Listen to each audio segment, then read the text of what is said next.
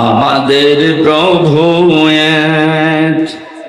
এক নবীর উম্মত, জীবন বিধান ওই শিবানী কোরআন।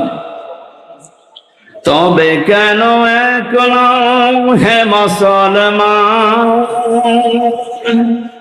এক হও করিয়াও বান। আলহামদুলিল্লাহ। প্রশাসনের ভাইরা, প্রাণ প্রিয় কুষ্টিয়াবাসী, দল মত নির্বিশেষে কোরআনের এই অনুষ্ঠানে যারা এসেছি, এবাদত মনে করি। এটা এখন এবাদত চলছে না, এবাদত আরম্ভ হয়ে গেছে। এবাদতে যেভাবে আমরা কথা বলি না, এদিক ওদিকে তাকাই না, হাসাহাসি করি না, গল্প গুজব বন্ধ থাকে, একটা ঘন্টা যদি আপনি কোরআন বোঝার জন্য ইবাদত মনে করে বসেন, ঠিক ওইভাবে থাকবেন। যদি এরপরও আপনি ব্যত্যয় ঘটান, তাহলে আপনার এই আলোচনাটা, এই অনুষ্ঠানটা নষ্ট করার গুনাহ হবে। ফাস্তামিউ লাহু ওয়া আনসিতু। আল্লাহ তাআলা বলেন, কোরআনের আলোচনা আরম্ভ হলে একদিকে চোখ থাকবেন, 2 নম্বরে তোমরা মন কান লাগিয়ে শুনবা। আমরা দুইটা এখানে চাই। কথা বন্ধ হবে এবং আমরা যেন দিলের কান লাগিয়ে শুনতে পারি। লাআল্লাকুম তুরহামুন, আশা করা যায় আল্লাহর রহমত তোমাদের উপরে নাযিল হবে। আমরা এখানে এসেছি রহমত পাওয়ার জন্য না গজব পাওয়ার জন্য? এই জন্য আশা করছি আপনি আমার কথা মেনে নেবেন যে আল্লাহ আমাদেরকে ইবাদতের ভেতরে নিয়ে আসলেন, এই প্রচন্ড গরমের ভেতরেও। বলেন আলহামদুলিল্লাহ। বিশ্বনবী জানিয়েছেন, মান ক্বালা বিহি সাদাকা, যারা কোরআন দিয়ে কথা বলে এরা সত্য কথা বলে। তাফসীরুল কোরআন মাহফিল যেহেতু লিখে দিয়েছেন, আমরা কথা এখানে বলবো শুরু থেকে শেষ পর্যন্ত আল্লাহর কোরআন দিয়ে। আমান হাকামা বিহি আদালা, যারা কোরআন দিয়ে বিচার ফায়সালা করে এরা ন্যায় বিচার কায়েম করতে পারে। কোরআনের বিচার এখনো পর্যন্ত আমরা দেখি নাই, এই জন্যে কাঙ্ক্ষিত মানের শান্তি এদেশে এখনো প্রতিষ্ঠিত হয়নি। এ কথার সাথে একমত আছেন তো? কাঙ্ক্ষিত মানের শান্তি পেতে হলে আল্লাহর এই বাণী, এই কালাম ছাড়া বিকল্প আর কিচ্ছু নেই। বহু কিছু আমরা দেখেছি 53 বছরে, কেউ কিছুই করতে পারেনি। আমরা এবার দেখতে চাই আল্লাহর এই কোরআন দিয়ে যেন বাংলাদেশের এই জমিনটা চলে, ইনশাআল্লাহ। এতদিন যারা কোরআনের বিচার ব্যবস্থা কায়েম না করে শুধু মুখে বলে উড়িয়েছিল যে আমরা ন্যায় বিচার কায়েম করেছি, এটা ডাহা মিথ্যা কথা। এর বাস্তব প্রমাণ আমি নিজে। 3 বছর আমাকে অন্ধ প্রকোষ্ঠে রেখে দিয়েছিল। কয়েকদিন আগে আমার মামলা সব খারিজ হয়ে গেছে, আপনারা জানেন। আমি মনে করলাম জিজ্ঞাসা করে বিচারপতিকে যে এতদিন পর্যন্ত আপনার এই আদালতে আমার মামলা আসতো যেত, কি আপনি একদিনও দেননি, আজকে যে একেবারে খালাস করে দিলেন। মানে হয়তো এই কথাই আমাকে বলতো যে হুজুর আমার হাত বাঁধা ছিল। কি বাঁধা ছিল? আজকে যেহেতু হাত খোলা পেয়েছি, কোনো চাপ নেই, আমার কোনো চিন্তাও নেই। সুতরাং এই দেশটাতে ন্যায় বিচার কায়েম করতে হলে এ দেশে যত চাপ আছে উপরের, সব চাপ বন্ধ করা লাগবে। ছাত্র জনতা জীবন দিয়েছে যে 9টা কারণে, তার ভেতরে এটা অন্যতম, যে কোনো চাপ থাকবে না। কিসের চাপ? জেল থেকে বের হওয়ার পরে আমি এই ভাড়া মারা এসেছিলাম, কোন জায়গায় যেন, আমাকে বলছে হুজুর উপরের চাপ আছে, হবে না। আমিও বলেছিলাম আপনার চাপ সর্বোচ্চ এ জেলার যিনি দায়িত্বে আছেন, আমাদের মাননীয় এমপি যিনি পালিয়েছেন, ওই পর্যন্ত। আর আমার চাপ তো সরাসরি আরশ পর্যন্ত। আরশ থেকে ঘোষণা এসেছে আল্লাহর পক্ষ থেকে, ইন্নাল্লাযীনা ইয়াকতুমুনা মা আনজালনা মিনাল বায়্যিনাতি ওয়াল হুদা মিন বা'দি মা বায়্যানাহু লিন-নাসি ফিল কিতাব উলাইকা ইয়ালআনুহুমুল্লাহ ওয়া ইয়ালআনুহুমুল লাঈনুন। সূরা বাকারা 159 নম্বর আয়াতে আছে, 2 নাম্বার পারার 3 নাম্বার পৃষ্ঠা 4 নাম্বার লাইনে পাবেন তাফসিরে ইবনে কাসির আর ফি জিলালিল কোরআনের ব্যাখ্যা। আল্লাহ পাক বলেন নিশ্চয় যে বা যারা গোপন করছে ভবিষ্যতেও করবে। ইয়াকতুমুনা এই শব্দটা আল্লাহ গঠন করেছেন বানিয়েছেন 2টা কাল দিয়ে, বর্তমান ভবিষ্যৎ, প্রেজেন্ট ফিউচার। তার মানে এখন যারা আমরা গোপন করছে, ভবিষ্যৎ বলতে কিয়ামত পর্যন্ত আমরা যারা এই কোরআনের কথা জানার পরেও গোপন করে রাখবো। আল্লাহ পাক বলেন এই মানুষগুলোর উপরে আমি আল্লাহ নিজে না, আমার যত সৃষ্টি জগৎ আছে সবাই এর জন্য লানত দেয়, বরদোয়া করে। আপনি কোরআনের কথা প্রচার করতে আসতে গেলে বলতেন উপরের চাপ আছে, আপনার চাপ খুব বেশি হলো এই পর্যন্ত, তা আমাকে যিনি চাপ দিয়েছেন তিনি আমার মালিক, এমন কড়া কথা জানিয়েছেন। কোরআন জানার পরে যদি কেউ গোপন করে রাখে, এর সঠিক কথাগুলো হক কথাগুলো না বলে, শুধু আল্লাহ নিজে না যত সৃষ্টি আছে সব তার জন্য বরদোয়া করে, বলেন নাউজুবিল্লাহ। আমার এই আয়াতটা ব্যাখ্যা সহ পড়ার পরে মনে হয়েছে এদেশে লক্ষ কোটি মানুষেরা এখন আল্লাহর বরদোয়ার ভেতরে আছে।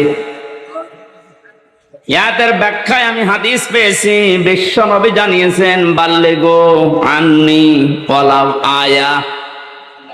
নবীজি কিন্তু বাল্লিগ দেননি। কুষ্টিয়াবাসী এখানে আমার মনে হয় অনেক আলেম এসেছে, 2 পাশে বসে আছে, স্টেজে আছে। বাল্লিগু বহু বচন দিয়েছেন। এ বাল্লিগুর ভেতরে হামজা যেমন আছে, অধ্যাপক শহীদুল ইসলাম নেই। আসতে বলেন, আজকের আলম সাহেব নেই। এ পৃথিবীতে যে আল্লাহ বলে একজন আছে স্বীকার করে, সেই বাল্লিগুর ভেতরে শামিল। তোমরা প্রচার করো সবাই মিলে আন্নি আমার পক্ষ হতে, ওয়ালাউ আয়া যদি একটা আয়াত তোমাদের জানা থাকে। প্রাণ প্রিয় কুষ্টিয়াবাসী, আপনাদেরকে আমি বাঁচাতে চাই। কোরআনের চোখ লাগিয়ে দেখতে পাচ্ছি এই হাদিসটা কিয়ামতে আমাদের বিরুদ্ধে যাবে। সবাই মিলে দায়িত্ব পালন করো, যে যতটুকু জানো, যতটুকু জানা আছে ওইটাও দুনিয়ায় জীবিত থাকতে পৌঁছিয়ে দাও। এ ঘোষণা কার? রাসূলের। কার? আল্লাহর আদেশ মানা যেমন ফরজ, রাসূলুল্লাহর আদেশ মানা কি? বলেন বলেন। নবীজির আদেশ মানাও ফরজ, কারণ তাকে আল্লাহ শারিআ বানিয়েছেন, শরীয়ত প্রণেতা। তিনি যদি হ্যাঁ বলতেন তামাম দুনিয়ার মানুষের জন্য ওটা হালাল, যদি না বলতেন তামাম দুনিয়ার মানুষের জন্য ওটা হারাম হয়ে যেত। এত বড় পাওয়ার দিয়েছিলেন আল্লাহ পাক নবীকে, পৃথিবী থেকে শুধু পা তুললে আসমানে চলে যেতেন। নবীজি একবার হাতের আঙ্গুলে ভাবে ইশারা দিয়েছিলেন, তার সম্মানে আল্লাহ আকাশের চাঁদ পর্যন্ত 2 টুকরা করে দিয়েছেন। বলেন আলহামদুলিল্লাহ। এত বড় পাওয়ার যে নবীকে দিলেন, তার কথা ছিল সবাই মিলে পৌঁছাবা, কেউ যেন বাকি থাকবা না। একটা আয়াত যদি তোমার জানা থাকে ওইটাও জীবিত থাকতে পৌঁছিয়ে দাও আমার উম্মতদের কাছে। বিদায় হজের ভাষণের সময় নবীজির সামনে মাত্র 1,14,000 কম বেশি এরকম সাহাবী ছিল। নবীজি জানিয়েছিলেন আজকে যারা উপস্থিত আছো, যে মানুষগুলো আমার সামনে নেই, কিয়ামত পর্যন্ত দুনিয়ায় যারা আসবে, আজকের এই 27টা পয়েন্টের কথাগুলো সব মানুষের কাছে পৌঁছিয়ে দেবে। সেই দায়িত্বের ভেতরে আমার যেমন, আপনি যতটুকু জানেন আপনারও ওই রকম। এটা ফরজ মনে করে যদি আজ আমরা সবাই এই দায়িত্বটা নামাজের মতো পালন করতাম, যে যতটুকু জানি আমি প্রচার করব, বাংলাদেশে কোরআনের অনুষ্ঠানে কেউ বাধা দেওয়ার সাহস পেত না। কে বাধা দিত তখন? সবার দায়িত্ব এইটা। হামজার হয়তো একটু আয়ত্ত বেশি আসে কোরআনে, এই জন্য বেশি প্রচার করবে। আপনি কিছু না হলেও কিছু তো জানেন। আপনি যদি জানেন যে কুল হু আল্লাহু আহাদ, এইটাই প্রচার করা আপনার নামাজের মতো ফরজ। এ পর্যন্ত বোঝাতে পেরেছি? এক কথা বলেন না কেন? আজকে থেকে দায়িত্ব শুধু আলেমদের। বলেন, যে যতটুকু জানেন ওইটাই প্রচার করবেন, তাহলে এই দেশে কেউ আর কোরআন প্রচারে বাধা দেওয়ার সাহস দেখাবে না ইনশাআল্লাহ। আমরা আল্লাহ এবং তার সৃষ্টি জগতের বরদোয়া থেকে, গজব থেকে, লানত থেকে বেঁচে থাকতে পারবো। পক্ষান্তরে অপপৃষ্ঠায় আল্লাহ জানিয়েছেন, কোরআনে কারিমের জ্ঞান থাকার পরে যদি কোনো মানুষ দুনিয়ার কোনো স্বার্থ পেয়ে সিদ্ধির কারণে গোপন করে রাখে, আমান আযলামু মিম্মান কাতামা শাহাদাতান ইনদাহু মিনাল্লাহ ইলা আখিরি আয়াত। সূরা বাকারা প্রথম নাম্বার পারার 20 নাম্বার পৃষ্ঠার 13 নাম্বার লাইনের 140 নাম্বার আয়াতের প্রথম অংশে আছে। এটাই ইবনে কাসিরে পাবেন। আমি ব্যাখ্যা সহ বলতে গেলে অনেক সময় লাগবে, এই জন্য সামারাইজ করে করে শেষ করছি। আযলাম দিয়েছেন আল্লাহ, এটা সুপারলেটিভ ডিগ্রি বলা হয় ইংরেজিতে। এর চাইতে ভয়ঙ্কর শব্দ আর নেই আরবিতে। আল্লাহ বলেন, পৃথিবীর বড় জালেম দেখতে চাও?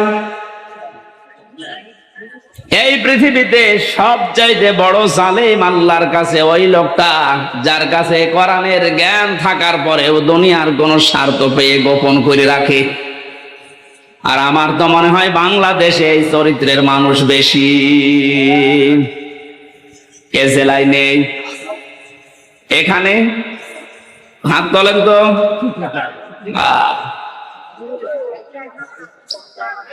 আপনি আল্লাহর ভাষায় বড় জালেম হয়ে উঠবেন কিয়ামতে। আমি সেদিন মিরপুরে জালেমের ব্যাখ্যায় বলেছিলাম, জালেম এই শব্দটা এত ঘৃণিত আল্লাহর কাছে, আল্লাহ নিজে জালেমদের বিরুদ্ধে মামলা দায়ের করবে। কুষ্টিয়াবাসী সূরা শূরা 42 নম্বর আয়াতের প্রথম অংশ, ইন্নামাল মুমিনুনা সাবিলু আলাল্লাযিনা ইয়াযলিমুনান নাস। আল্লাহ পাক বলেন, অবশ্যই আমি নিজে মামলা দেব, নিজে কেস করব, অভিযোগ দায়ের করব তাদের বিরুদ্ধে যারা এই দুনিয়াতে মানুষ হয়ে মানুষের উপরে অত্যাচার করছে এবং করবে। আল্লাহ ইয়াজলিমুনাল মুসলিমুনা দেননি যে মুসলমানদের উপরে শুধু অত্যাচার করে তারা আমার মামলার আসামি না। ইয়াজলিমুনান নাস, পৃথিবীতে যে কোনো ধর্ম অনুসরণ করতেই পারে, কিন্তু তো মানুষ ও কি মানুষের উপরে যারা জুলুম করছে ভবিষ্যতেও করবে। কেন ভবিষ্যৎ দিলেন? আল্লাহ জালিম না দিয়ে ইয়াজলিমুন দিলেন কেন? পৃথিবীতে এখনো অনেকে জুলুম করছে, এমনকি এই পৃথিবীতে অনেকে এখনো টার্গেট নিয়ে আছে ভবিষ্যতে জুলুম করবে। এটা আমি বেশি বলে ফেললাম। অনেকে যে জুলুম করবে তার ভাবসাব দেখে বোঝা যাচ্ছে। জালেমরা তো পালিয়েছে। জালেমের পরে 5 তারিখ থেকে আজকের এই 9 তারিখ, 1 মাস 4 দিনে আমরা অনেককে জুলুমের সাথে জড়িত হতে দেখে ফেলেছি। এখন যদি আপনি জুলুম শুরু করেন, থালা হাতে পেলে কি করবেন? সুতরাং আপনি থামেন। যারা জুলুম করছেন তাদের সর্বোচ্চ নেতা বারবার ওখান থেকে ভিডিও বার্তা পাঠাচ্ছে যে থামেন।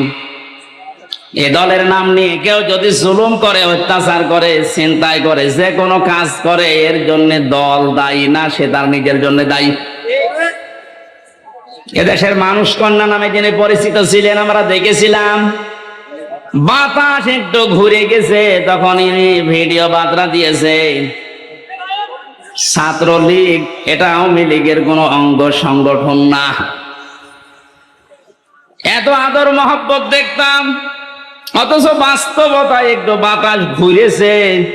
তাই যদি এই পরিচয় দিয়ে ওরা আমাদের দলের কেউ না, অঙ্গ সংগঠন না, যিনি অলরেডি এখন ঘোষণা দিতে আছে প্রতিদিন কিছু মানুষের কাজ কারবার দেখে, এরপরও যদি আপনি সংশোধন না হন আপনারও কপালে জালেমদের মতো আগুন লাগবে। আমি আর নিচে নামলাম না, নাকি আরো নামবো? না, অত নিচে নামা ঠিক হবে না, কারণ এখনো তো ভালো শুরু হয়নি। এই আয়াত দিয়ে যেটা শিক্ষা দিতে চাই, কুষ্টিয়াবাসী 64 জেলার ভেতরে কুষ্টিয়া আমার কাছে প্রিয়, কারণ এখানে আমার জন্ম। সব জেলার চাইতে আপনাদেরকে বেশি ভালোবাসে একটু, কারণ এখানে আপনাদের সাথে আমার সম্পর্ক একটু বেশি। কথা বলেন ঠিক কিনা? আশা করছি আপনি বুঝেছেন, জালেমরা কিন্তু হামজার টার্গেট না, জালেমরা টার্গেট আল্লাহর। সুতরাং 15.5 বছরে যিনি জুলুম করেছেন, আমি 11টা ফেরেশতা দেখেছি। প্রথমে যেটা দিয়ে শুরু হয়েছিল বিডিআর, 950 উপরে আমার সাথে জেলখানায় 3টা বছর অনেককে দেখেছি। দীর্ঘ শ্বাস যখন ফেলতো ডাক দিয়ে বলতো, হামজা ভাই আর 1 মাস পরে রিটায়ার্ড হয়ে যাব, অথচ 14 বছর জেলে আছি, কিচ্ছু জানি না। আপনি এই শ্বাসটা কিভাবে নষ্ট করবেন? মাজলুম যদি কোনো কথা মুখ দিয়ে একবার বের করে ফেলে, আল্লাহর নবী জানিয়েছেন, ইত্তাকি দাওয়াতাল মাজলুম ফাইন্নাহা বাইনাহা লাইসা বাইনাহু ওয়া বাইনাল্লাহি হিজাব। মুসলিম শরীফের হাদিস।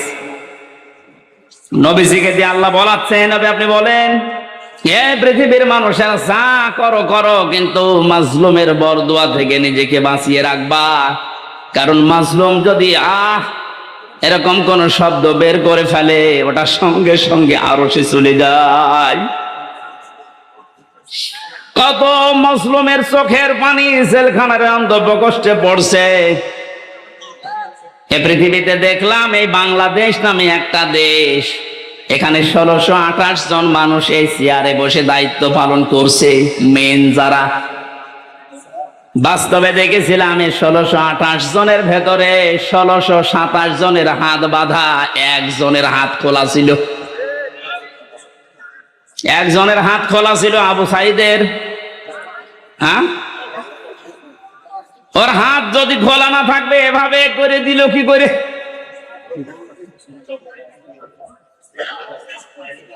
হাইকোর্টের বিচারপতি পর্যন্ত যদি বলে যে না, হামজার মামলা, মামুনুল হকের মামলা হবে না, ওপরের নির্দেশ, তোর চেয়ারে বসে থাকার দরকার কি, তুই ভ্যান চালা। আপনি বলেন, একটা হাইকোর্টের বিচারপতি যদি একথা বলতে পারে, বিচার ব্যবস্থা কিভাবে বাধা ছিল আপনি টের পাচ্ছেন? একটা দেশ কত বড় দুর্নীতিগ্রস্ত হয়ে গেলে জাতীয় মসজিদের ইমাম পর্যন্ত পালিয়ে যায়।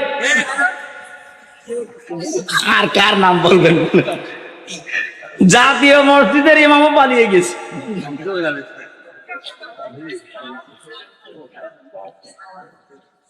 কুষ্টিয়াবাসী, আমি আবার বলছি যে মানুষগুলো এই 1628 জন, এদের দোসর যারা, সব আল্লাহর মামলার আসামি। বাদী যত বড় হয় মামলা তত কঠিন হয়। আমার মামলায় সরাসরি যেহেতু রাষ্ট্রবাদী ছিল, এজন্য বহু চেষ্টা করার পরও কিছুই হয়নি। এই মামলাটা 31 বার উঠেছে, সিএমএম কোর্ট, জজ কোর্ট, হাইকোর্ট মিলে, হবে না। অথচ এই মামলায় যদি সাজাও লাগিয়ে দেয়, 3 মাসের বেশি সাজা হয় না। 3টা বছরের ভেতরে এ কঠিন অবস্থায় ফেলে দিয়ে আপনি কি করলেন? বিচার ব্যবস্থাকে একেবারে ধ্বংস করা ফেলা হয়েছিল। আহ্বান জানাবো, এখন যারা দায়িত্বে আছেন, সংস্কার যেহেতু আরম্ভ হয়ে গেছে, আর এই জন্যেই এতগুলো মানুষ জীবন দিয়ে গেল। সুতরাং সকাল আসতে আসতে যেন আমরা শুনি এই 1628টা চেয়ারে নতুন মানুষ এসে বসেছে। নাই তো এরা যতদিন থাকবে ততদিন নতুন নতুন ইস্যু তৈরি করে আবার বিশৃঙ্খলা ঘটাবে। চরিত্র এরকমই। আপনি বাস্তবতা দেখেছেন, এরপরও অনেকে জালেমের পক্ষে সাফাই গাচ্ছে। স্ট্যাটাস দেয় এখনো, গোপনে ভিডিও বার্তা পাঠাচ্ছে। আপা আপনি পাল্টাবেন না, আপনি ঘাবড়ায়েন না, আমরা আছি, আপনি ঘাবড়ালে আমরা নরম হয়ে যায়। শয়তান তো দেখেনি, ওই ভিডিওতে যারা দেখলাম, আমার মনে হয় শয়তান যদি আমি দেখতাম তো ওই রকমই হইত। টাটকা নির্ভেজাল শয়তান। তো জানা শোনার পরে জালেমের পক্ষে সাফাই গায়, জালেমকে সাহস দেয়। নবীজি জানিয়েছেন, তিরমিজি শরীফের হাদিস, কেউ যদি জেনে শুনে জালেমকে সাপোর্ট দেয়, তার পক্ষ নেয়, তাকে ভালোবাসে, সহযোগিতা করে, ও নবীর উম্মত থেকে বের হয়ে যায়। সুতরাং আপনি নবীর উম্মত থাকবেন না বের হয়ে যাবেন, এখন সিদ্ধান্ত নিন। যেহেতু জালেমদের প্রতি বরদোয়া, জালেমদের প্রতি মামলা কার? ছোটখাটো জালেম যারা আছেন, এখনই তওবা করে ফিরে আসেন। আমার বংশ, আমার বাড়িতে এই যে এবি থানা, আগে সদর থানায় ছিল, এখন ইবি থানা, হালসা, হালসা না ডাবিরা পিটা, বংশের 100 জনের 98 জন আওয়ামী লীগ করত। ওরা আমার মনে হয় যে শক্ত আওয়ামী লীগ।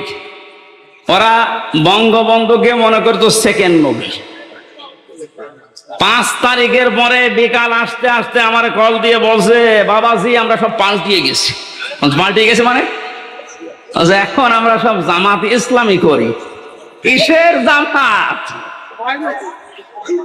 আপনি যা করেছেন এই 15.5 বছর আগে, ওটা শোধ হবে, এরপরে জামাত ইসলাম।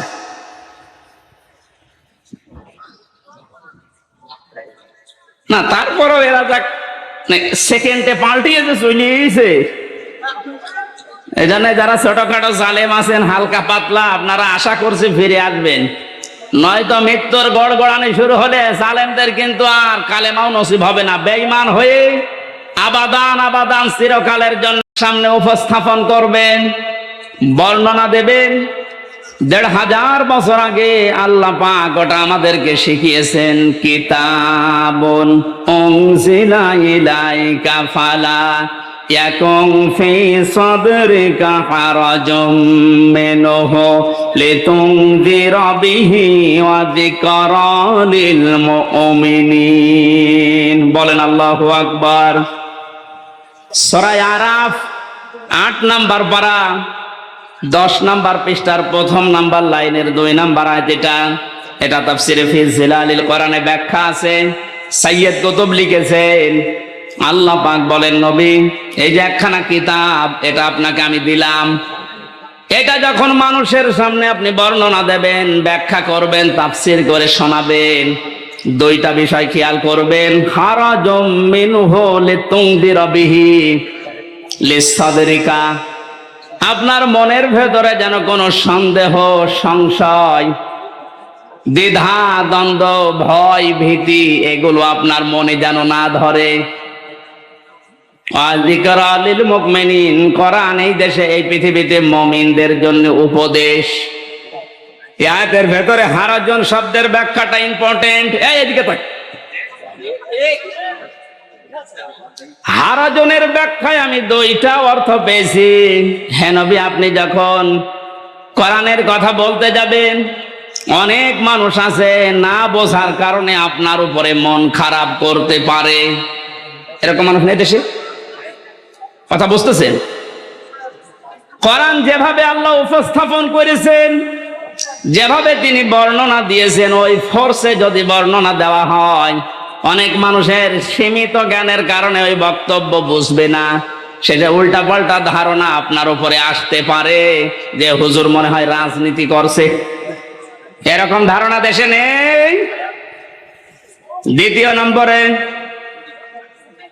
আবহমান কাল থেকে এমন এমন নিয়ম নীতি মানুষ ইবাদত মনে করে পালন করে আসছে, যেটা আসলে ইসলামে নেই, কোরআনে নেই, হাদিসে নেই, কিন্তু মানুষ ইসলাম মনে করে পালন করে আসে। আপনি কোরআনের ব্যাখ্যা দিলে ওইগুলো টিকবে না, তখন ওই মানুষগুলো আপনার প্রতি মন খারাপ করবে। এর বাস্তব প্রমাণ এই যে মাজার আছে না, কিসার মাজার যেন, সে যে খাই হোক, কোথায় পেয়েছেন এসব মাজার? কিছু মানুষের মাজারের প্রতি এত মহব্বত, আমার মনে হয় বিশ্ব নবীর উপর এত মহব্বত নেই। কিয়ামতের ময়দানে দুই প্রকার মানুষকে আল্লাহ সব চাইতে বেশি অপমান করবেন। তার এক নম্বরে দুনিয়ায় যারা মাজারের খাদেম ছিল, আরে কুষ্টিয়াতে দুই জায়গায় খাদেম বেশি, গোলাপ শাহ, লালন শাহ, আর জায়গা পান না খেদমত করার। এক কথা বলে না কেন?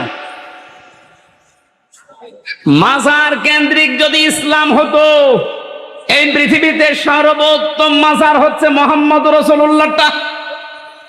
ওখানে তো কাউকে আমি কোনোদিন টাকা দিতে, মোমবাতি দিতে, আগরবাতি দিতে দেখি না। কোন কারণে আপনি এখানে এই সমস্ত কাজ কারবার করেন? লা তাত্তাখিযুল কুবুর মাসাজিদা, কবরকে সেজদার জায়গা বানিও না। অথচ লালনের মাজারে যে দেখেন এখনো অনেকে সেজদায় পড়ে আছে। এইটাই আমি একদিন গিয়েছিলাম, কিভাবে শিরিক চলছে। কোরআন দিয়ে হাদিস দিয়ে বললে বাংলাদেশে 48,000-এর মাজার, একটাও টিকবে না। আজকে দেখলাম দুইটা মাজার অলরেডি বড় বড়, যেগুলো সবচাইতে বেশি ইনকাম হতো, দেওয়ানবাগি আর ওদিকে 8 রশি ব্যাংকে গুড়িয়ে দিয়েছে। শিরিক যে দেশে চলে ওই দেশে আল্লাহর রহমতের দৃষ্টি আল্লাহ তুলে নেয়। আমার তো মনে হচ্ছে যেভাবে দেশ থেকে এখন শিরিক আস্তে আস্তে আরম্ভ হচ্ছে দূর হওয়া, আল্লাহর রহমত এই দেশটা আল্লাহ ভরে দেবে ইনশাআল্লাহ। কোন মৃত মানুষের প্রশংসা করা 3 দিনের উপরে জায়েজ নেই। ভালো করে শোনেন, আমি বানিয়ে বলছি। যত আপনজন হোক, মারা গেলে 3 দিনের পরে আপনি আর শোক পালন করতে পারবেন না। 3 দিন পরে শোক পালন করা জায়েজ নেই কারো কেউ মারা গেলে। হ্যাঁ, বিধবা মহিলা স্বামী মারা গেলে সর্বোচ্চ 3 মাস 10 দিন বিবাহ ছাড়া থাকতে পারবে। আপনার কি আত্মীয় হয় গোপালগঞ্জের ওই লোক? কবে মারা গেছে এতদিন পর্যন্ত আপনার শোকই যায় না।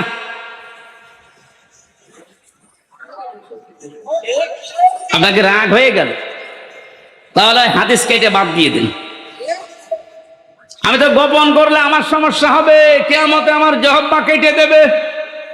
কথা বলুন, আমি আপনাকে বাঁচাতে চাচ্ছি। যেহেতু ইবাদত 1 দিন 2 দিন 5 দিন না, ওয়াবুদ রাব্বাকা হাত্তা ইয়াতিয়াকাল ইয়াকিন। সূরা হিজরের 99 নম্বর আয়াত 14 নম্বর পারার 5-6 নম্বর পৃষ্ঠা 4-5 নম্বর লাইনে আছে। আল্লাহ বলেন ইবাদত করবা 2 দিন 5 দিন না, যতদিন মরণ না আসে ততদিন। এটা যদি একটা ইবাদতের কথা বলছি, শোক পালন করা জায়েজ নেই 3 দিনের উপরে। এখানে ইমাম হোসাইন মারা যাওয়ার পরে আজও যারা শোক পালন ছাড়েন না, আপনি ইসলামে নেই। এটা একটা বেদাত। এক কথা বলেন না কেন? আপনার মহাব্বত ইমাম হোসাইনের প্রতি এত বেশি যে হাই হোসেন করে পিঠের চামড়া তুলে ফেলছেন। তো ওনার তো আর একটা ভাই ছিল হাসান, উনি মারা গেছে বিষ খেয়ে। একটু বিষ খান তো দেখি। পোড়াটা বাটপারি এটা। ইমাম হোসাইনকে নিয়ে যদি এই মানুষগুলো আবেগ দেখি এরা বাটপারের পর্যায়ে পড়ে, পৃথিবীতে ইমাম হোসাইনের পর আর কে এত দামি থাকতে পারে যে তার জন্য আপনাকে বছরে বছরে মাসে মাসে দিনে দিনে শোক পালন করা লাগবে? এটা ইসলাম না। ইসলামের ভেতরে নতুন করে আপনি এটা সংযোজন করেছেন, আপনি বেদাত পন্থী। নবীজি জানিয়েছেন কেউ যদি বেদাত আরম্ভ করে, ইবাদত না অথচ ইবাদত মনে করে পালন করতে বলে, ওই লোকটাকে সালাম দেওয়া পর্যন্ত সাইজ নেই। কত বড় কঠিন কথা দেখেছেন। যারা বেদাত আবিষ্কার করে তাদের সালাম দেওয়া জায়েজ নেই। অথচ এমন হাদিস আমি কোনদিন পড়িনি, পাইনি যে নামাজ পড়ে না তারে সালাম দেওয়া যাবে না। পেয়েছেন? কেউ পেয়েছেন? নেই। রোজা রাখে না তারে সালাম দেওয়া যাবে না, আমি পাইনি। কিন্তু ইসলামের ভেতরে নতুন করে কিছু ঢুকিয়ে কেউ যদি ওইটা ইসলাম মনে করে পালন করে, তারে সালাম দেওয়া জায়েজ নেই। আর এগুলো সব বেশি হয় এই 48,000 দরবারে। এই জন্য শিরিক যখন এই দেশ থেকে বিদায় নিচ্ছে, আল্লাহ রাব্বুল আলামিনের রহমত হয়ে দেশে বৃষ্টির মতো নাজিল হবে ইনশাআল্লাহ। তাই বলে আবার বৃষ্টি শুরু হয়ে গেল নাকি?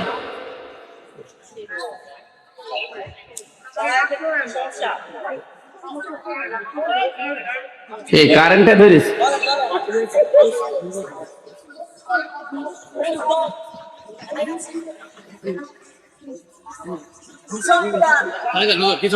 কি সমস্যাটা বলবেন তো?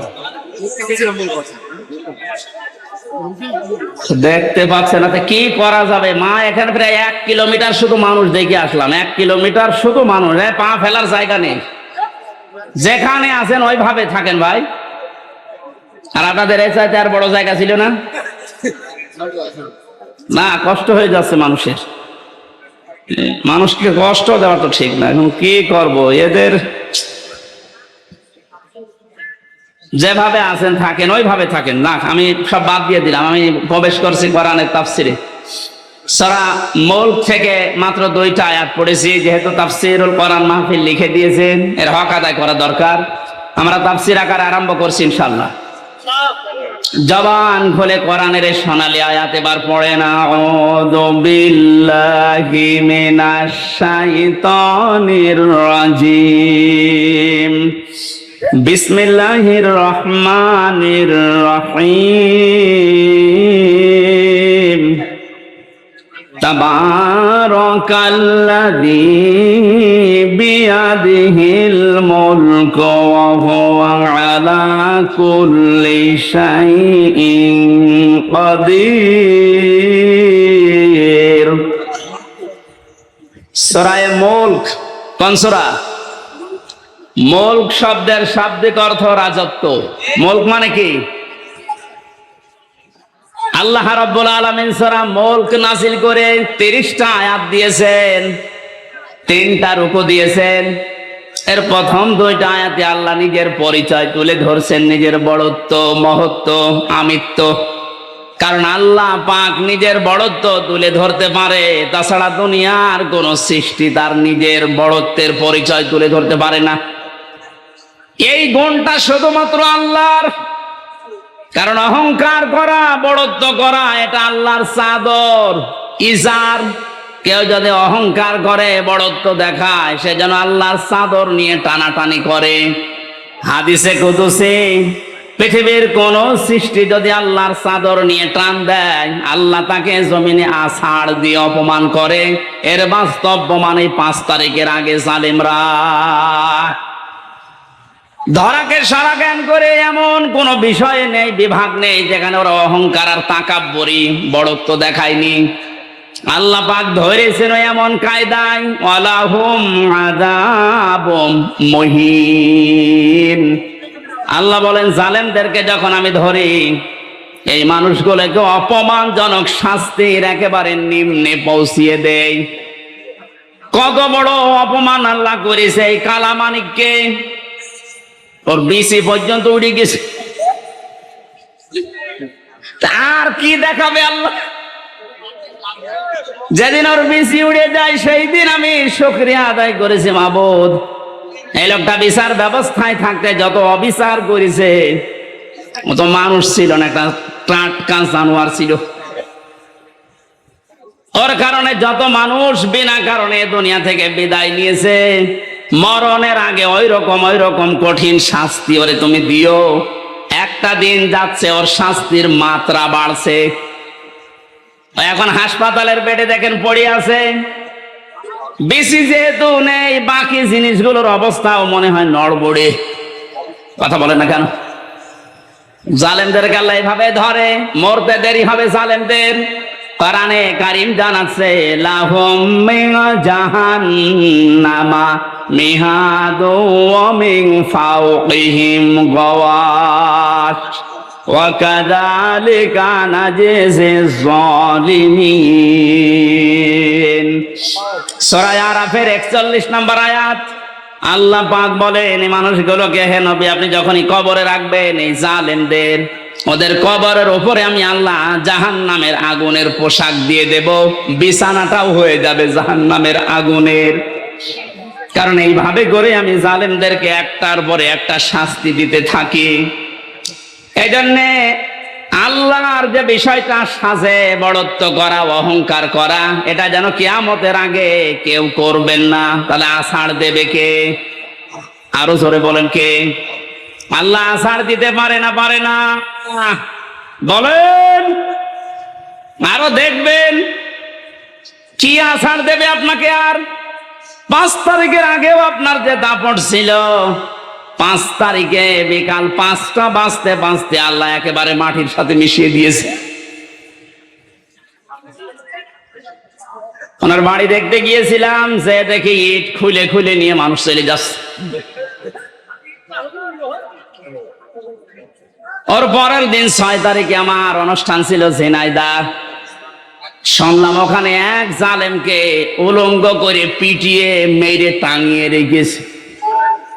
এটা মানুষের উপরে কত ঘৃণা জন্মালে লাশ পর্যন্ত পিটিয়ে টাঙিয়ে রাখতে পারে বলেন তো? এমন কোন জীবন যেন আমরা গঠন না করি যে পৃথিবীর কেউ কোনো আফসোস করে না আমি মারা গেলে। ফামা বাকাত আলাইহিমুস সামাউ ওয়াল আরদু ওয়া মা কানু মুনজারিন। এই পৃথিবীতে এমনও মানুষ বিদায় নেয়, তার জন্য আকাশও কাঁদে না, জমিনও কাঁদে না, ইন্না লিল্লাহ কেউ পড়ে না। আমাদের জীবন আমরা এভাবে তৈরি করব না। আল্লাহ এই জন্য বড়ত্বের কথা দিয়ে আরম্ভ করলেন। তাবারাকাল্লাযী বিয়াদিহিল মুলক। আল্লাহ বলেন বড়ত্ব বরকতময়, সম্পদশালী, শক্তিশালী, সব কিছু আমি আল্লাহর কুদরতি হাতের ভেতরে। ওয়া আলা কুল্লি শাইইন কাদির। সব কিছুর উপরে একচ্ছত্র ক্ষমতা আমি আল্লাহর, আর কারণে এ বিশ্বাসটা যার ভেতরে যত বেশি জন্ম নেবে সে তত বেশি বিনয়ী হবে। আর এই বিশ্বাস যার ভেতরে যত বেশি কম থাকবে ওই মানুষগুলো তত উগ্র হবে। কথা বলেন ঠিক কিনা? আল্লাহ আমাদের এই বিশ্বাসটা যেন হযরত ওমরের মতো ভরপুর করে দেন, বলেন আমিন।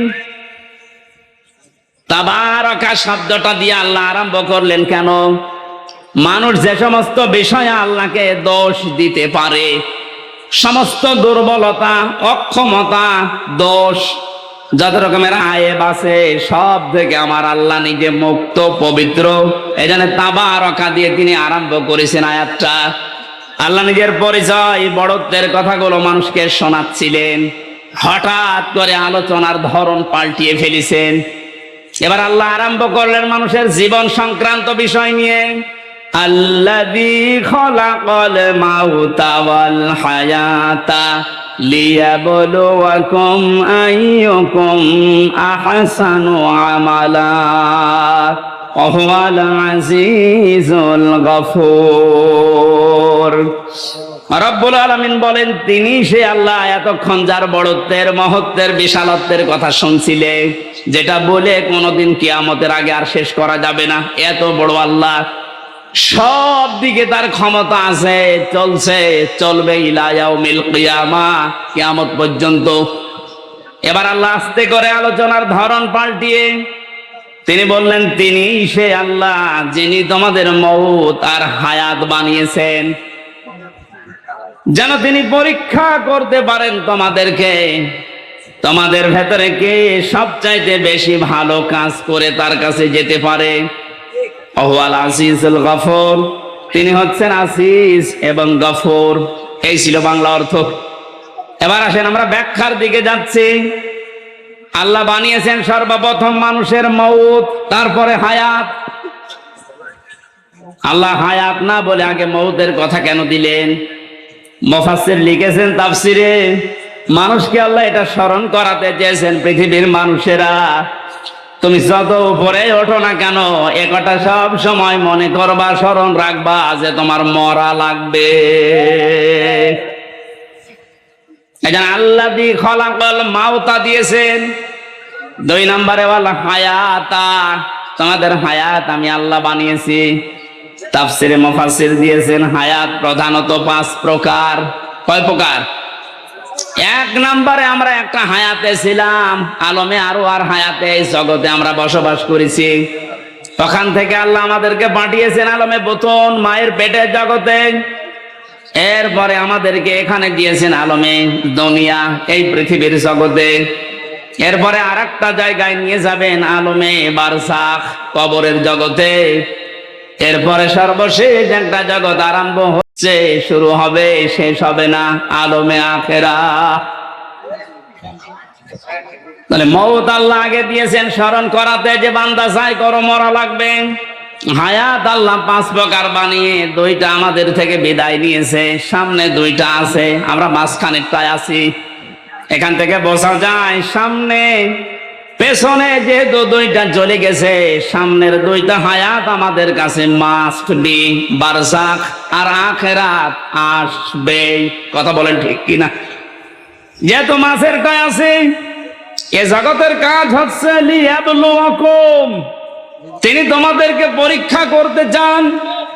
আইয়ুকুম আহসানু আমালা, তোমাদের ভেতরে সবচেয়ে বেশি ভালো কাজ করে কে আসতে পারে। কুষ্টিয়াবাসী খুব খেয়াল করেন আল্লাহর এই কথাকে। তিনি কিন্তু বেশি বেশি কাজ চাননি, তিনি চেয়েছিলেন ভালো কাজ। কি কাজ?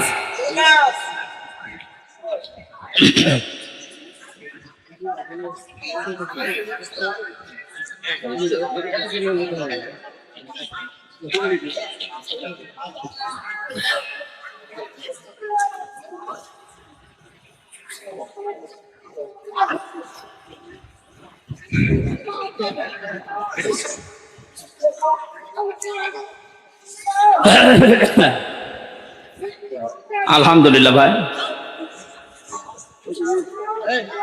না না ঠিক আছে। কুষ্টিয়াবাসী একটু খেয়াল করেন তো, তাফসীর মাহফিলে তাফসীর শোনার জন্য মন দিয়ে যারা বসে আছেন, 2টা জগৎ চলে গেছে অলরেডি, আর একটা জগৎ 2টার সামনে আছে। মাঝখানেরটায় আল্লাহ যেটা দিলেন আহসানু আমালা, আল্লাহ বেশি কাজ চান না, তাহলে আকসারু আমালা দিতেন। আল্লাহ দিয়েছেন আহসানু, ইসমে তাফসীর। আমি সবচেয়ে ভালো কাজটা চাই, বেশি কাজ চাই না। বাস্তবে আয়াতের পুরা উল্টা। এই 15.5 বছরে আপনি দেখেছেন বহু কাজের হাতে দিয়েছে, কিন্তু কোন কাজগুলো ভালো হয়নি। কুষ্টিয়ার মেডিকেল কলেজের দিকে তাকান, হওয়ার আগেই ভেঙে পড়ে গেছে। এটা বানিয়ে বললাম। আমি জেলখানায় থাকতে যুগান্তর পত্রিকায় যেই দিন দেখেছি যে বানানোর আগে, উদ্বোধনের আগে পড়ে ভেঙে গেছে। আপনার অত বড় কাজের আঞ্জাম দেওয়া কি দরকার? কাজটা ভালো করে করেন। আল্লাহ বেশি কাজ চান না, আল্লাহ কি চান? আরো জোরে বলেন। কাজটা ভালো হওয়ার জন্য 2টা শর্ত। 1 নম্বরে দেখা লাগবে ওর ভেতর আল্লাহর বিধান আছে কিনা। 2 নম্বরে দেখতে হবে বিশ্ব নবীর জীবনে এরকম কাজ ছিল কিনা। এখন যদি বলেন নবীজির জীবনে হাসপাতাল বানানো ছিল, হ্যাঁ ছিল। বিশ্ব নবী মুহাম্মদুর রাসূলুল্লাহ মানবতার সেবায় যে কাজগুলো করেছিলেন ওই জামানায়, আপনি তার জীবনীতে দেখবেন। এই যে মিডিয়ার কথা এসেছে আজকে আসার সময় বলছিল, এই জন্য মনে পড়ছে আমি বলছি। অনেক মানুষ এখনো পর্যন্ত ফতোয়াবাজি করছে যে নবীজির যুগে যে মিডিয়া, এই টেলিভিশন, এই পর্দা ছিল না। এই প্রযুক্তি যারা ব্যবহার করছে এরা হারাম কাজে আছে। একটা ভ্রান্ত ধারণা এটা। আল্লাহর নবী মুহাম্মদুর রাসূলুল্লাহর জামানায় এই মিডিয়া ছিল, কিন্তু সিস্টেম এভাবে ছিল না। আপনি সিরাত ইবনে হিশাম দেখেন, সিরাত বিশ্বকোষ দেখেন, আর রাহিকুল মাখতুমের ভেতরে আছে ওই জামানার সর্বোচ্চ প্রজেক্টর ছিল, প্রযুক্তি ছিল লাল কাপড়। কেউ যদি বিপদে পড়তেন পাহাড়ের উপরে উঠে লাল কাপড় তিনি উড়িয়ে দিতেন। সব পাহাড়ের পাদদেশে এসে জিজ্ঞাসা করতো কি হয়েছে। এই যে লাল কাপড় উড়িয়ে দেওয়া এই প্রযুক্তি, এটা কাফেরদের তৈরি করা, আবহমান কাল থেকে হয়ে আসছিল। আল্লাহর নবী লাল কাপড় একবার উড়িয়ে দিলেন, পাহাড়ের পাদদেশে এলাকার কুরাইশেরা সব এসে জড়ো হয়ে গেছে। ডাক দিয়ে বলে, ইয়া মুহাম্মদ, কোন বিপদ? নবীজি বললেন, হ্যাঁ বিপদ। এই পাহাড়ের পাদদেশে একদল সৈন্যবাহিনী আছে, এখনই তোমাদেরকে আক্রমণ করবে। তোমরা যদি সতর্ক না হও, সবাই এক বাক্যে জবাব দিচ্ছে, বলেন আমরা সতর্ক আছি, কি করা লাগবে আমাদের? তিনি তখন বিষয়টা উল্টিয়ে বললেন, আল্লাহর বান্দা বান্দিরা, আমি দেখতে পাচ্ছি আল্লাহর গজবের ফেরেশতারা এই পাহাড়ের পাদদেশে অবস্থান নিচ্ছে। তোমরা যদি আল্লাহর একত্ববাদ স্বীকার করে কালেমার স্বীকৃতি না দাও, এই মুহূর্তে তারা তোমাদের আক্রমণ করবে। কেউ কোনো কথা বলে নাই। নবীজির আপন চাচা আবু লাহাব সামনে একটা পাথর ছিল, ওটা হাত দিয়ে তুলে নবীজির দিকে যখন নিক্ষেপ করেছিল, ওর মুখ দিয়ে বের হয়েছিল, তাব্বা আলাকা আলিহাদা জামাতানা ইয়া মুহাম্মদ, হে মোহাম্মদ, তুই এই কথা বলার জন্য আমাদেরকে এক জায়গায় করলি, তুই ধ্বংস হয়ে যা। বলেন নাউজুবিল্লাহ। এই যে ঘটনাটা 2-1 মিনিটে বললাম, আমি কি শিক্ষা পেলাম এখান থেকে? এই যে লাল কাপড় উড়িয়ে দেওয়া, এটা কাফেরদের তৈরি প্রযুক্তি। কথা বলেন না কেন? নবীজি যে এটা ব্যবহার করেছিলাম ইসলাম প্রচার করার জন্য, না ইসলাম ধ্বংস করার জন্য? আজ এই মিডিয়াগুলো যদি ইসলাম প্রচারের জন্য ব্যবহার করা হয় 100% জায়েজ। এটা যদি ইসলাম ধ্বংস করার জন্য ব্যবহার করা হয়, এটা 100% হারাম। হ্যাঁ, এখানে একটা মাসলা আছে।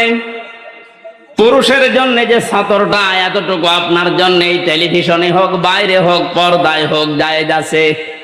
ইমাম আবু হানিফা রাহমাতুল্লাহ আলাইহির মত অনুযায়ী একটা পুরুষের মুখমণ্ডল, হাতের কবজি, পায়ের পাতা, এতটুকু বাদ দিয়ে পুরা শরীর যদি ঢাকা রাখে, তাহলে একটা মহিলার সামনে আসলে আপনার গোনা নেই। আমি আবার বলছি মাসলাটা, একটা মেয়ে লোক যদি নিজের মুখমণ্ডল, হাতের কবজি, পায়ের পাতা খোলা রেখে চলাফেরা করে, দেখাশোনা করে, জায়েজ আছে, এর দিকে তাকানো জায়েজ আছে। কিন্তু যদি খাস পর্দা করতে চায়, হাত মোজা, পা মোজা দিয়ে মুখ ঢেকে শুধু চোখ দুটো বের করে, এটা সর্বোত্তম। কিন্তু বাস্তবতায় যদিও কর্মজীবনে সে বাইরে যেতে চায়, হাতের কবজি, মুখমণ্ডল, পায়ের পাতা খোলা রেখে ও কাজ কারবার করতে পারবে। এটা যদি আপনি সামনে দেখুন যেমন জায়েজ আছে, এ পর্দায় দেখলেও সেরকম জায়েজ আছে। এবার আসেন পুরুষেরটা। আল্লাহর নবী জানিয়েছেন একটা পুরুষের সাতর হচ্ছে মা নাভি থেকে শুরু করে হাঁটু পর্যন্ত। এটা যদি ঢাকা রাখে, বাকি শরীরে কাপড় চোপড় নেই, তার দিকে তাকানো জায়েজ আছে না নেই? 100% জায়েজ আছে, কারণ সাতর ঢাকা আছে। আমরা যেটা নিয়ে এসেছিলাম, এই যে আহসানু আমালা, এই শব্দটার ব্যাখ্যা করতে গিয়ে আমি পেয়েছি, আল্লাহ যেহেতু বেশি বেশি কাজ চাননি কোরআনে, ভালো কাজ চেয়েছেন। এখান থেকে একটা মাসলা আমি বের করেছি। পৃথিবীতে আমরা একটা বিষয় এখনো পর্যন্ত মনে হয় ক্লিয়ার না, মিজানের পাল্লা। শোনেননি নাম? মিজানের পাল্লা নাম শুনেছেন? এ জিনিস দিয়ে কি করে? আমল মাপে। কি মাপে? আরো জোরে বলেন। এখানে অধ্যাপক বসে আছে, অ্যাডভোকেট বসে আছে, আলেমরা বসে আছে। এই বিষয়টা ক্লিয়ার করব আজকে ইনশাআল্লাহ। কোরআনে কারিমে মাপার যন্ত্রের যে সমস্ত নাম আমরা পেয়েছি, ফাআম্মা মান সাকুলাত মাওয়াজিনুহু ফাহুয়া ফি ঈশাতির রাদিয়া ইলা আখিরি আয়াত। আল্লাহ পাক বলেন, কোন মানুষের সেকাল, ওজন, এটা মাপ দেওয়া হবে যেটা দিয়ে, এটা যদি ভারী হয়, ওজন যদি বেশি হয়, তাকে সন্তোষজনক জীবন, তার মানে জান্নাতে তাকে পৌঁছিয়ে দেওয়া হবে। আমাদের দেশ, বিশেষ করে আমি বহু দেশ থেকে এই তথ্যটা পাওয়ার চেষ্টা চালিয়েছি। বাংলাদেশ, ভারত, পাকিস্তান, এই 3টা দেশে একটু সমস্যাটা বেশি, এই যে মাপটা নিয়ে। আমরা মনে করি কিয়ামতের ময়দানে আল্লাহ মিজানের পাল্লায় আমাদেরকে ওজন দেবেন। আমাদের ওজনটা দেবেন কি বলেন তো? আমল। বলেন না কেন? আরো জোরে বলেন, আর একবার বলেন, আমল। আমল এটা আরবি শব্দ, বাংলা কাজ। আমল মানে কি? এ পর্যন্ত বুঝেছেন কিনা বলেন? আমল মানে কি? আরো জোরে বলেন। এবার আমার প্রশ্ন অধ্যাপক সাহেবের কাছে। পৃথিবীর প্রতিটি জিনিস পরিমাপ করার জন্য আলাদা আলাদা যন্ত্র আছে। আমি যদি বলি স্যার এই স্টেজটা একটু মেপে দেন, এটা দাড়ি পাল্লায় তুলে দেবে। কি দিয়ে মাপবে? ফিতা দিয়ে। বলেন বলেন। যদি এখন বলি যে 1 কেজি চাল মেপে দেন, ওটা ফিতা দিয়ে মাপবে। কি দিয়ে? বলেন। এই যে এখানে পানি আছে, এই পানি যদি ওনারে মাপতে দেয়, উনি ফিতা দিয়ে মাপবে। এটার জন্য লিটার আছে, সিসি আছে। কথা বলেন না কেন? দুনিয়ায় যত জিনিস দেখবেন, প্রতিটি জিনিস পরিমাপ করার জন্য আলাদা আলাদা যন্ত্র আছে। আপনি যে এতক্ষণ বলছেন যে কিয়ামতে আল্লাহ মাপবে, আমল কি মাপবে? আমল মানে বলেন, কাজ মাপতে হয় দাড়ি পাল্লা দিয়ে, যে 5 কেজি কাজ। বলেন, আপনি বলেন। এই ধারণাটা আজ নিরসন করা লাগবে। ভুল ধারণায় আছি আমরা। এটা যদি আমার মনে হয় ক্লিয়ার হয়, অনেক বিষয় আপনার সামনে আজ স্পষ্ট হবে যে না, এগুলো আসলে ভ্রান্ত ধারণায় ছিলাম। আল্লাহ পাক বলেন আমি আমলের মাপ দেব কিয়ামতে মিজানের পাল্লা দিয়ে। কিসের পাল্লায়?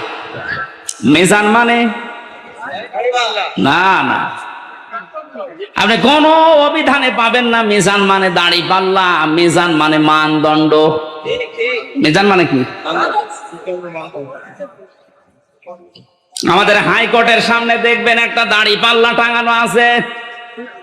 ওটার নাম কি? ওটা সরকার টাঙিয়ে রেখেছে। 2 দিকে সমান সমান, নাকি একদিকে একটু ঝুলিয়ে আছে? 2 দিকে সমান কেন? সরকার দেশের জনগণকে বোঝাতে চায় এদেশের ইউনিয়ন থেকে শুরু করে জজ কোর্ট, হাইকোর্ট পর্যন্ত মাপবেন। আপনি বলছেন আমল। আমল মানে কাজ। আর এখানে কোন পাগলেও বিশ্বাস করবে না কাজ মানুষ দাড়ি পাল্লায় তুলে দেয়, যে 8 কেজি কাজ। এটা বলে না কেন? কাজ মাপার জন্য আলাদা কোন যন্ত্র আছে? কাজ মাপে মানুষ কি দিয়ে? সে মানদণ্ডটা কি? সিসি দিয়ে মাপে না, লিটার দিয়ে মাপে না, ফিতা দিয়ে মাপে না, গজ দিয়ে মাপে না, কেজি দিয়ে মাপে না।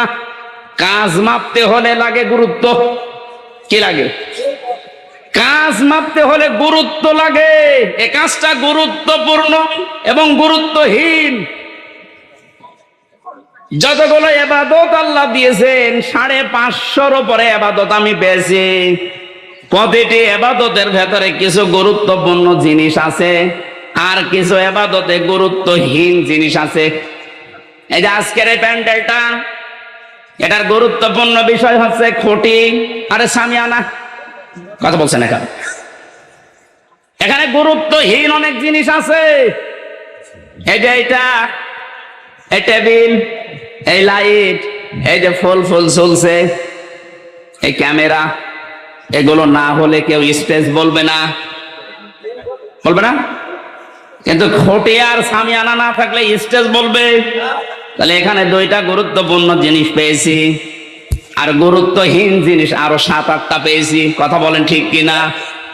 আল্লাহ পাক কোরআনে কারিমে যেগুলো গুরুত্বপূর্ণ দিয়েছেন, ওগুলোর একটাও যদি আপনি না মানেন, বিশ্বাস না করেন, গুরুত্বহীন যত কাজ করেছেন ওগুলো যদি দুনিয়া ভর্তি করা হয়, দাড়ি পাল্লা, মানদণ্ড, গুরুত্ব যাই ওজন করেন, সব শূন্য, জিরো হবে। এবার উদাহরণ একটা একটা করে সেট করছি, দেখ মেলে কিনা। আমরা যারা নামাজ পড়ে আসলাম, এশার নামাজের ভেতরে বাইরে মিলে ফরজ ছিল কয়টা?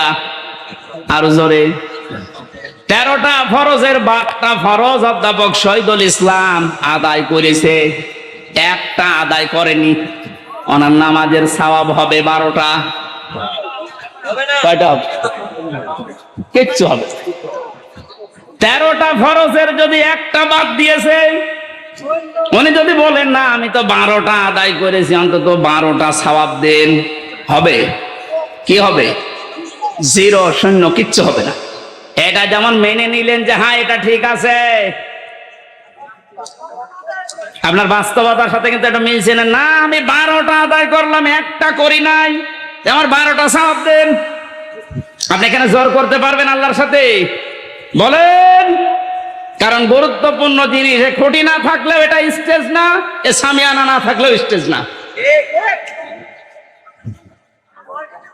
হ্যাঁ, ওয়াজিব আছে, যেটা যদি কেউ ভুল করে একটা দুইটা, তাহলে তারা জরিমানা দেওয়া লাগে, সেজদা দেওয়া লাগে, এটা দিলে আবার পূর্ণ হয়ে যায়। কিন্তু যেটা খুঁটি আর সামিয়ানা, এটা যদি আপনার জীবনে না থাকে, কেউ এটাকে স্টেজ বলবে না। কিন্তু 4 কাপ না থাকলে স্টেজ বলবে না, এটা না থাকলে স্টেজ বলবে না। এই কথা বোঝেন? এখান থেকে আপনি মাপেন জীবনে গুরুত্বপূর্ণ কাজ আল্লাহ এই কোরআনে দিয়েছেন 500।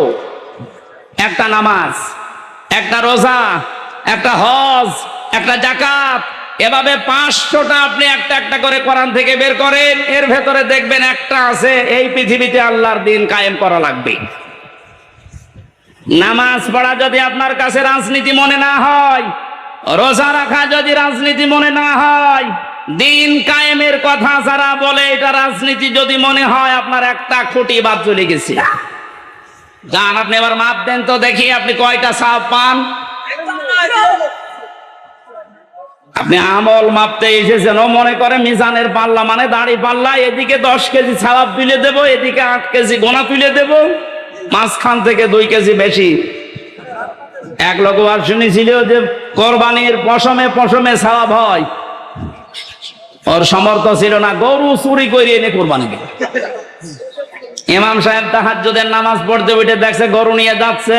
এই কোথায় পেলি? ও চুরি করে নিয়ে যাচ্ছে। কি হবে? কোরবানি দেব। কোরবানি দেবে তাও চুরি করে। বেশি চিল্লাবেন না, আপনার ফতোয়ায় আমি পালন করছি।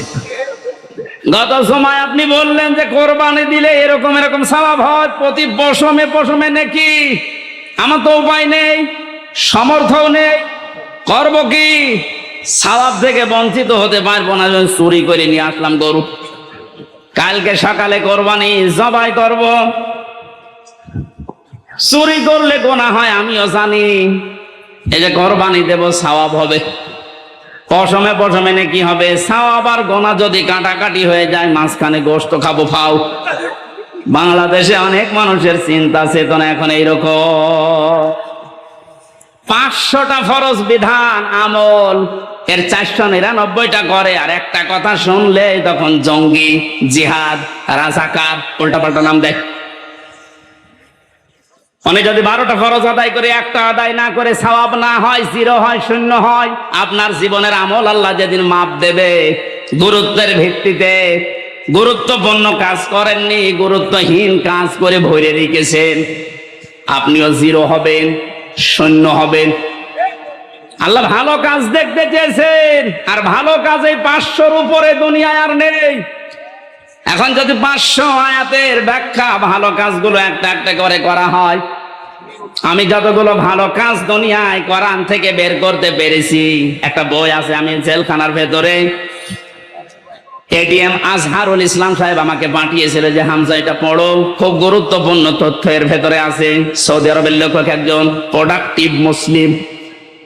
এই বইটার ভেতরে ইংরেজিতে করা, আরবিতে করা ভার্সন দেওয়া আছে। পড়াটা পড়ে এই 3 বছরের ভেতরে মনে হয় 7-8 বার আমি শেষ করেছি।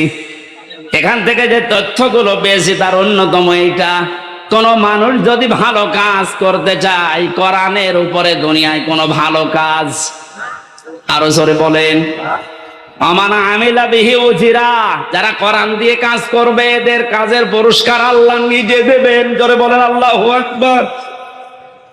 তাহলে নামাজ যেমন কোরআনে আছে, রোজা আছে, হজ আছে, যাকাত আছে, এই কোরআনে কারিমে আল্লাহর দিন কায়েমের কথাও আছে।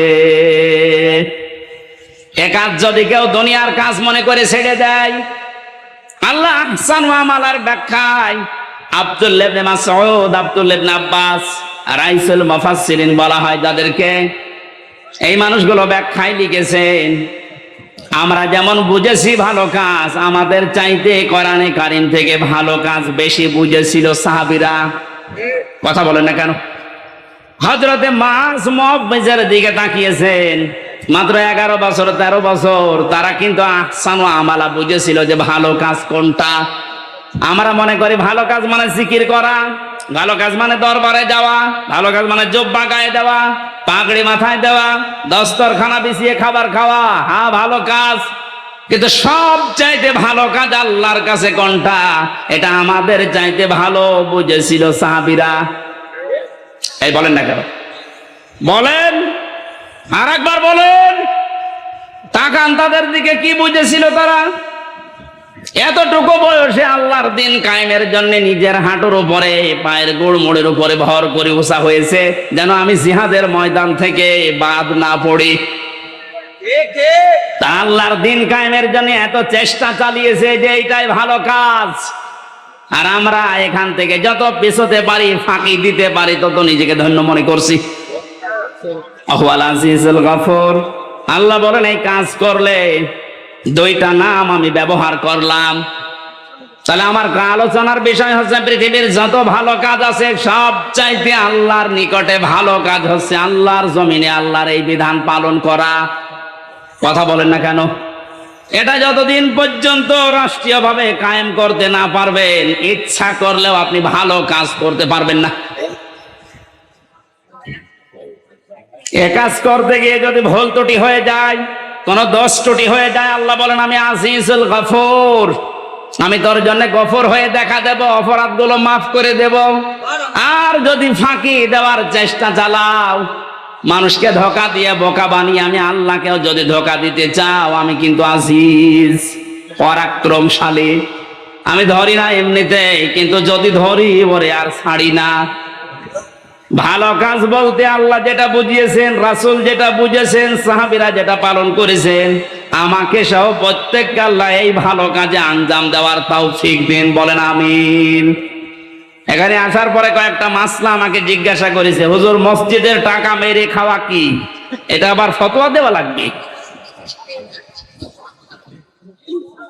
2 নম্বর এলাকায় শুনলাম 30 বছরের আগে ছেলেদেরকে পিতারা বিয়ে দিতে চান না। 30 বছরের আগে যদি ও কোনো গুনার কাজে জড়িয়ে পড়ে, ও জেনা করলে, ব্যভিচার করলে, ওটা শুধু একা পাবে না, ফ্ল্যাক্সি লোড হয়ে বাবা মায়ের আমল নামায় আসবে।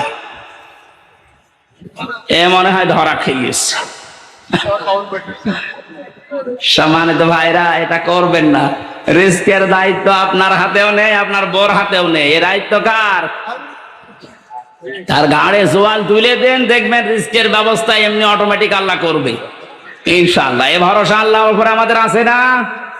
এরকম গনার কাজে জড়াবেন না। বিয়েকে সহজ করে দেন, জেনাকে কঠিন করেন। এই কথা বলছেন না কেন? আল্লাহ আমাদেরকে, আমি প্রচন্ড গরমে ভেতরে ঘেমে সব চলছে, আমার গলাও ব্যথা করছে, আর ঘন্টা পার হয়ে গেছে, আমি আর কথা বলতে চাচ্ছি না। আগামীতে কোন জায়গায় আসলে একটু আগে তুলে দেবেন, আর শীতের সময় মাহফিল নেবেন, গরমের সময় আর নিয়েন না। আল্লাহুম্মা আমিন। লা ইলাহা ইল্লা আনতা সুবহানাকা ইন্নী কুনতু মিনাজ জালিমিন। ও মাবুদ, আমার প্রাণ প্রিয় জেলা কুষ্টিয়া ভেড়ামারা থানার অন্তর্গত 16 ঘাটপাড়া যুব সমাজের উদ্যোগে কোরআন কারীমের এই অনুষ্ঠানে হাজার হাজার মানুষ আমরা হাজির হয়েছি কোরআন শোনার জন্য। এত ব্যস্ত যারা, এই মানুষগুলোকে কোরআনের হেদায়েত দিয়ে দাও। যত যুবকেরাই মাহফিলের জন্য এই 9 দিনের ভেতরে শ্রম দিয়ে এটা খাড়া করেছে, দাঁড় করিয়েছে, এ মায়েদেরকে, যে মা এই সন্তানদেরকে পেটে নিয়েছে, ওই মায়ের পেট খাদিজার মতো বানিয়ে দাও।